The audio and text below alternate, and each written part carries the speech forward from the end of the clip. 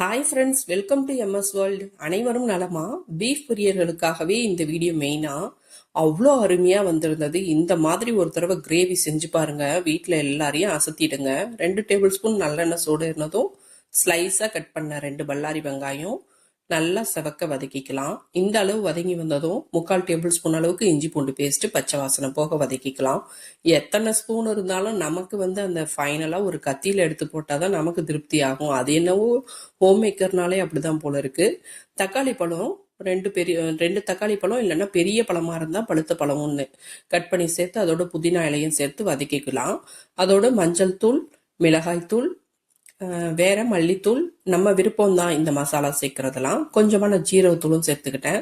இதெல்லாம் நம்மளோட காரத்துக்கு ஏற்ப மாதிரி நம்ம சேர்த்துக்கலாம். ஜீரகத்தூளே திரும்ப இன்னும் கொஞ்சம் சேர்த்துக்கிட்டேன். நான் ஜீரகத்தூள், மல்லித்தூள், மிளகாத்தூள் தான் சேர்த்துருக்கேன். சேர்த்து நல்லா மிக்ஸ் பண்ணி விட்டுடலாம். அஞ்சரை பெட்டியில் இப்போ மாற்றிட்டேன். நான் பிள்ளைங்க யூஸ் பண்ண ஆரம்பிச்சதுக்கப்புறம் மசாலா அஞ்சரை பெட்டியில் வச்சுட்டேன். ஏன்னா சிந்துனாலும் அதுக்குள்ளேயே இருக்கும் அப்படின்னு சொல்லிட்டு. பார்க்கறதுக்கு அஞ்சரை பெட்டி அவ்வளோ கலர்ஃபுல்லாக இருக்குது பாருங்க. அதை எடுக்கும் போதே மனசுக்கு அவ்வளோ ஒரு சந்தோஷமா இருந்தது. யாருக்கெல்லாம் அஞ்சரை பெட்டி வச்சு அதுலேருந்து எடுக்கிறது ரொம்ப பிடிக்கும்னு மறக்காம என் கூட கமெண்ட்ல ஷேர் பண்ணுங்க. இப்போ நல்லா ஓரளவுக்கு மசாலாவோட பச்சை வாசனை போயிடுச்சு. ஃபர்ஸ்ட் டைம் பட்டை, கிராம்பு, ஏலக்காய் பவுடர் பண்ணதெல்லாம் சேர்த்துருக்கலாம். நான் இப்போ மறந்துட்டேன், அதனால இப்போ சேர்த்துக்கிறேன். நான் நீங்க அப்பவே சேர்க்கறதுனால சேர்த்துக்கலாம். இப்போ ஒரு 1/2 டீஸ்பூன் அளவுக்கு பட்டை, கிராம்பு, ஏலக்காய் பவுடர் பண்ணது சேர்த்துக்கலாம். பெப்பர் சேர்க்கறது ஃபைனலாக தான் சேர்க்கணும். ஃபர்ஸ்டே பெப்பர் சேர்த்துட்டோம்னா ரொம்ப கசப்பாக தெரியும். பெப்பர் ஃபர்ஸ்டே சேர்க்கக்கூடாது. பெப்பர் மட்டும் லாஸ்ட்ல தான் சேர்க்கணும். இது வரைக்கும் நான் உப்பு சேர்க்கவே இல்லை.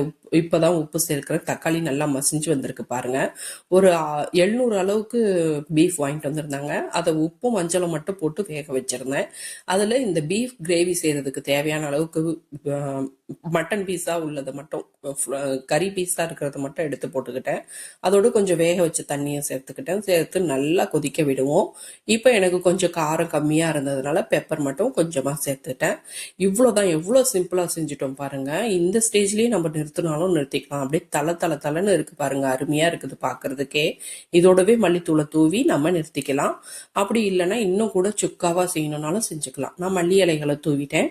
அதோட கசூரி மேத்தி கொஞ்சம் அதோட சேர்த்துட்டேன். அவ்வளோ அருமையா டேஸ்ட் இருந்தது. வீட்டில் எல்லாரும் விரும்பி சாப்பிட்டாங்க. இது இட்லி, தோசை, சாதம், சப்பாத்தி, நெய்ச்சோறு, வெறுசோறு எல்லாத்துக்குமே ரொம்ப அருமையா இருக்கும். பிரியாணிக்கு கூட சைடிஷா வச்சு சாப்பிடலாம். சூப்பரா இருக்கும். கண்டிப்பா செஞ்சு பார்த்து உங்க வீட்டில் எல்லாரையும் அசத்துங்க. செஞ்சு பார்த்துட்டு எப்படி வந்ததுன்னு எனக்கு கமெண்ட்டை ஃபீட்பேக்ல சொல்லுங்க. வீடியோ பிடிச்சிருந்தா லைக் பண்ணுங்க, சப்ஸ்கிரைப் பண்ணுங்க, சப்போர்ட் பண்ணுங்க, ஷேர் பண்ணுங்க ஃப்ரெண்ட்ஸ். தேங்க்யூ.